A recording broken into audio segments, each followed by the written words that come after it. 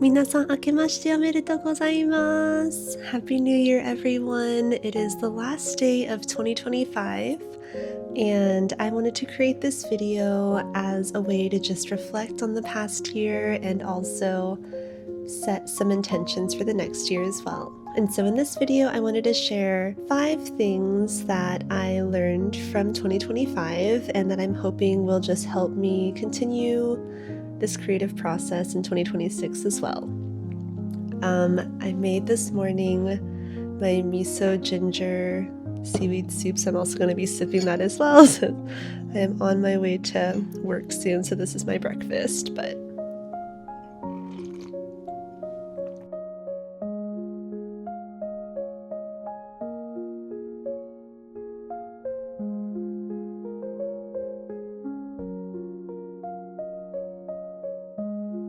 it is so refreshing. If you need just like something, if you're feeling a little under the weather or just want ginger to spice up your day, I highly recommend this.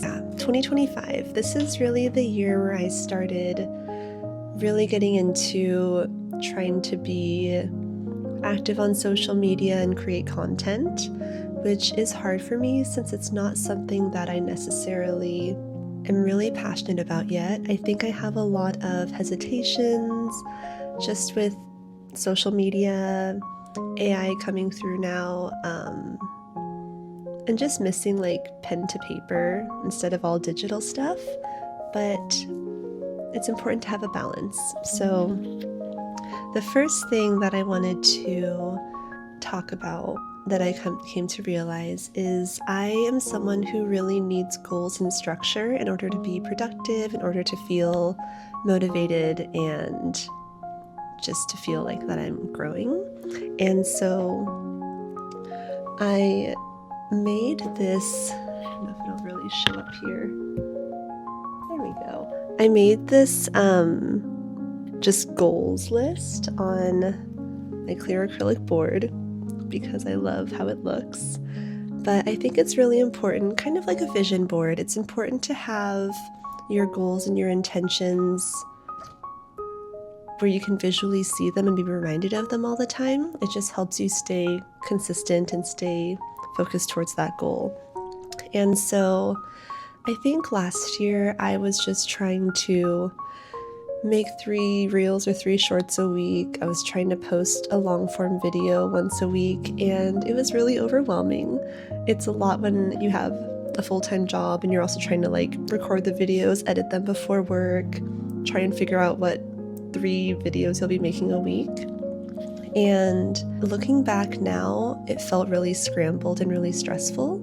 But as I wrote down my goals today, I realized that my main focus for doing all this isn't just to like make content and like get popular or whatever.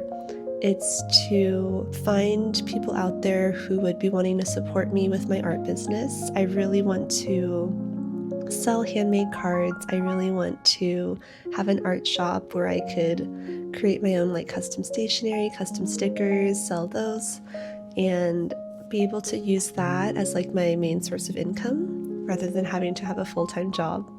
So I want to build my own art shop. That is the whole reason like why I've been doing this the whole time. And remembering that and not thinking of just like, oh, I have to make all this content all the time. It's a really big difference and a really big mind shift. So that is my first thing that I just wanted to focus on again. Staying organized.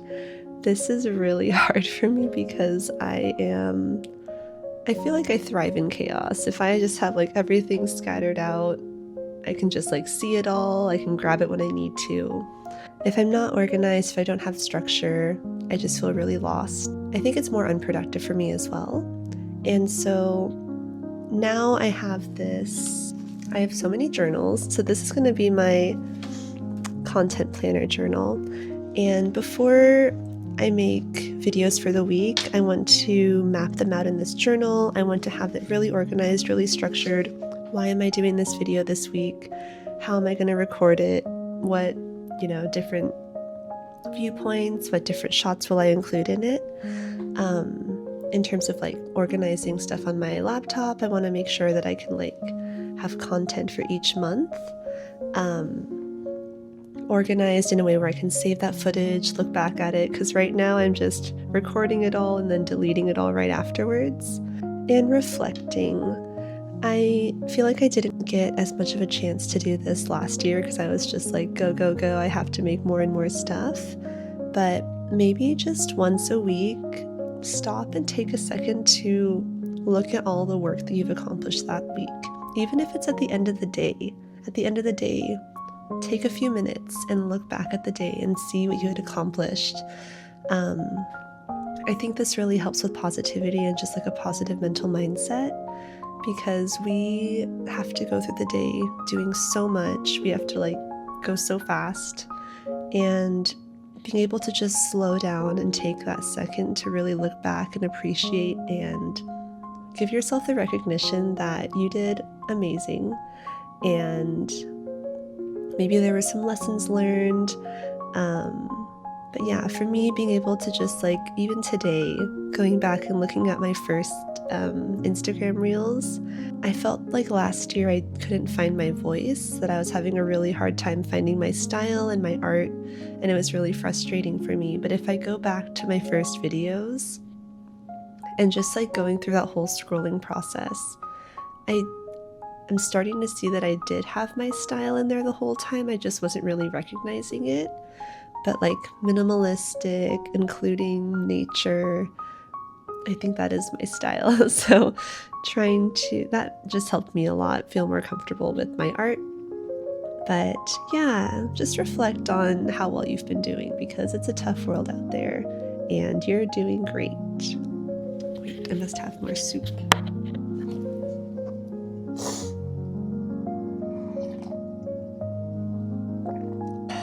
Okay. Number 4, I think imagination is something that we really do lose as we grow older. As a kid, I loved pretending to be a witch. I loved making potions outside. I would like crush up blackberries, add mint to it, and just had so much fun in that fantasy world. I've always been drawn to fantasy. I think like the Studio Ghibli movies were a huge inspiration to me growing up. Anime, those worlds are just so beautiful, and you can really do like anything in those worlds. But I think it's really important to just exercise that imagination, because as we get older, we're just focusing on our lives. We have to focus on work, we have to focus on all the chores we have to do, all the tasks we have to do, and we lose that sense of fun, we lose that sense of imagination. And so this is just a reminder, have some fun, just like create a fantasy world in your head or draw it out on paper. Go into a forest and just find some fun things. I went mushroom foraging a few months ago, and it was honestly so much fun. Just like discovering little things in the forest. So yeah, keep your imagination alive. Your inner child in you will greatly appreciate it. And lastly, keep learning. I love learning new things. For me, YouTube is one of my favorite resources, of course. There are so many creatives on YouTube, so many just like documentaries as well. But yeah, as humans, we have this power to just like process things and think about things. And that's such a gift, and it's something that I truly think we should all not take for granted. So yeah, just keep learning, keep teaching yourself new things, practice new things. It spices up your life and it just makes it more fun. So to summarize up the 5 things that I learned in 2025, number 1, focus on your goals. This just helps you stay in your lane. It helps you be more productive. It just gives you structure. Number 2, stay organized. I just like a lot of stuff, but if I can keep it organized, if I can just take out the materials that I want to use for that art session, if I can think about what I will be drawing for that art section, kind of mentally go in with a little bit of a plan. It doesn't have to be a full plan, but just going in with a little bit of a plan just helps me be more productive, not waste as much time. Someone like me who has a full-time job and is also trying to do art on the side, time is very precious. So this just helps me with time management. And number 3, reflect. take time to just appreciate and give yourself the recognition that you deserve for all the hard work that you're doing. Reflect on how you've grown, reflect on changes you've made in your art style, reflect on changes you've made as a person. This doesn't have to be art related. Honestly, just take the time to appreciate you. Number 4, keep exercising your imagination. Don't let that inner child in you disappear. Build a fantasy world, do whatever you need to just keep creating things in that brain of yours, because our brains are so powerful, which kind of leads me to point number 5. Keep learning, keep teaching yourself new things. It is so beautiful that we can just learn and grow and teach ourselves anything. Like, we have the internet, we have so many resources available to us, and that can be overwhelming. So maybe kind of going back to that point number 2, staying organized. If you do want to try learning something, go in with an intention. Next year, I really want to pass the Nihongo Noryoku Shiken, which is the Japanese language test. I got an N2 when I was living in Japan, which is my prime time of me being able to speak Japanese, because I was working 3 different jobs and had to speak Japanese for them. I really want to pass N1 this year, which is the highest level. And for that, I'm going to have to build like a learning lesson plan every day or every week and just stay on that schedule. Because our time is short. I know that's really depressing, but time flies by. I don't want to have regrets. I want to just take advantage of the life that we have. Those are the 5 lessons I wanted to share with y'all.